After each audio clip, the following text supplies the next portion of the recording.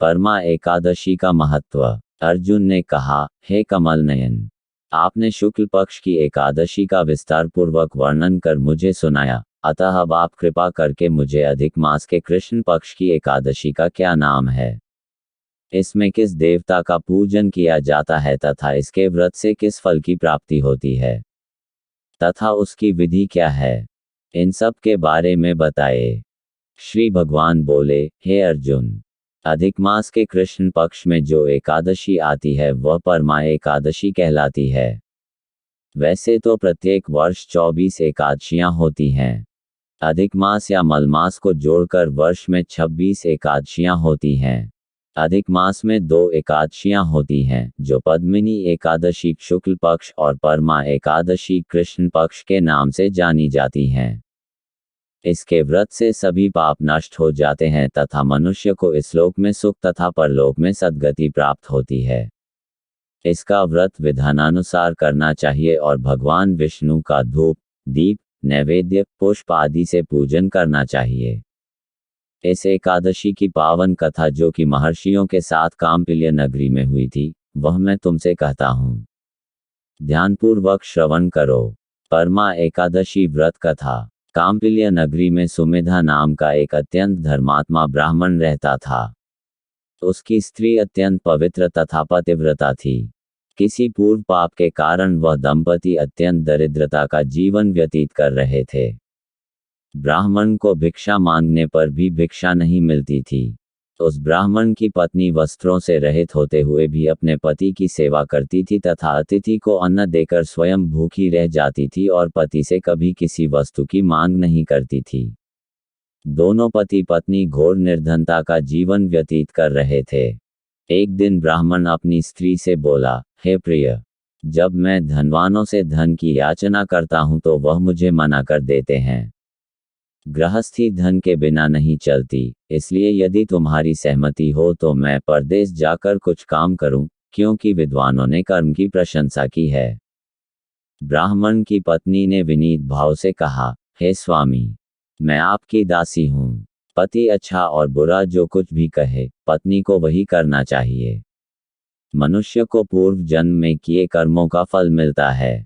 सुमेरु पर्वत पर रहते हुए भी मनुष्य को बिना भाग्य के स्वर्ण नहीं मिलता।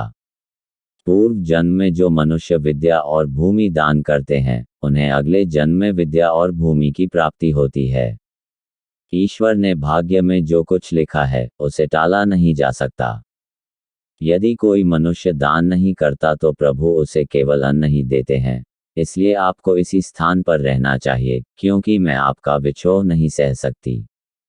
पति बिना स्त्री की माता, पिता, भाई, श्वशुर तथा संबंधी आदि सभी निंदा करते हैं। हंसलिए हे स्वामी, कृपा कर आप कहीं न जाएं, जो भाग्य में होगा वह यहीं प्राप्त हो जाएगा। स्त्री की सलाह मानकर ब्राह्मण परदेश नहीं गया। इसी प्रकार समय बीतता रहा। एक बार कौंडिन्य ऋषि वहां आए। ऋषि को देखकर ब्राह्मण सुमेधा और उसकी स्त्री ने उन्हें प्रणाम किया और बोले, आज हम धन्य हुए। आपके दर्शन से आज हमारा जीवन सफल हुआ। ऋषि को उन्होंने आसन तथा भोजन दिया। भोजन देने के बाद पतिव्रता ब्राह्मणी ने कहा, हे ऋषिव, कृपा कर आप मुझे दरिद्रता का नाश करने की विधि बतलाए। मैंने अपने पति को परदेश में जाकर धन कमाने से रोका है। मेरे भाग्य से आप आ गए हैं। मुझे पूर्ण विश्वास है कि अब मेरी दरिद्रता शीघ्र ही नष्ट हो जाएगी, अतः आप हमारी दरिद्रता नष्ट करने के लिए कोई उपाय बताएं। ब्राह्मणी की बात सुन कौंडिन्य ऋषि बोले, हे ब्राह्मणी, मल मास की कृष्ण पक्ष की परमा एकादशी के व्रत से सभी पाप, दुख और दरिद्रता आदि नष्ट हो जाते हैं। जो मनुष्य इस व्रत को करता है, वह धनवान हो जाता है। इस व्रत में नृत्य, गायन आदि सहित रात्रि जागरण करना चाहिए। यह एकादशी धन वैभव देती है तथा पापों का नाश कर उत्तम गति भी प्रदान करने वाली होती है।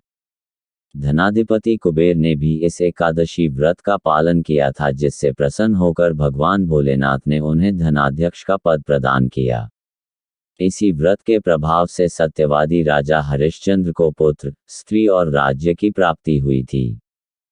तदुपरांत कौंडिन्य ऋषि ने उन्हें एकादशी के व्रत का समस्त विधान कह सुनाया। ऋषि ने कहा, हे ब्राह्मणी, पंचरात्रि व्रत इससे भी ज्यादा उत्तम है। परमा एकादशी के दिन प्रातःकाल नित्य कर्म से निवृत्त होकर विधानपूर्वक पंचरात्रि व्रत आरंभ करना चाहिए। जो मनुष्य 5 दिन तक निर्जल व्रत करते हैं वे अपने माँ पिता और स्त्री सहित स्वर्ग लोक को जाते हैं।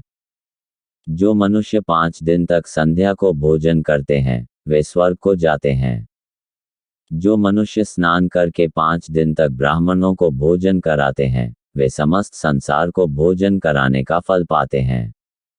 जो मनुष्य इस व्रत में अश्वदान करते हैं उन्हें तीनों लोकों को दान करने का फल मिलता है। जो मनुष्य उत्तम ब्राह्मण को तिल दान करते हैं वे तिल की संख्या के बराबर वर्षों तक विष्णुलोक में वास करते हैं। जो मनुष्य घी का पात्र दान करते हैं वह सूर्य लोक को जाते हैं। जो मनुष्य 5 दिन तक ब्रह्मचर्य पूर्वक रहते हैं वे देवांगनाओं के साथ स्वर्ग को जाते हैं। हे ब्राह्मणी, तुम अपने पति के साथ इसी व्रत को धारण करो, इससे तुम्हें अवश्य ही सिद्धि और अंत में स्वर्ग की प्राप्ति होगी। कौंडिन्य ऋषि के वचनानुसार ब्राह्मण और उसकी स्त्री ने परमा एकादशी का 5 दिन तक व्रत किया। व्रत पूर्ण होने पर ब्राह्मण की स्त्री ने एक राजकुमार को अपने यहाँ आते देखा। राजकुमार ने ब्रह्मा जी की प्रेरणा से एक उत्तम घर जो कि सब वस्तुओं से परिपूर्ण था उन्हें रहने के लिए दिया। तदुपरांत राजकुमार ने आजीविका के लिए एक गांव दिया। इस प्रकार ब्राह्मण और उसकी स्त्री की गरीबी दूर हो गई और पृथ्वी पर काफी वर्षों तक सुख भोगने के पश्चात वे पति पत्नी श्री विष्णु के उत्तम लोक को प्रस्थान कर गए।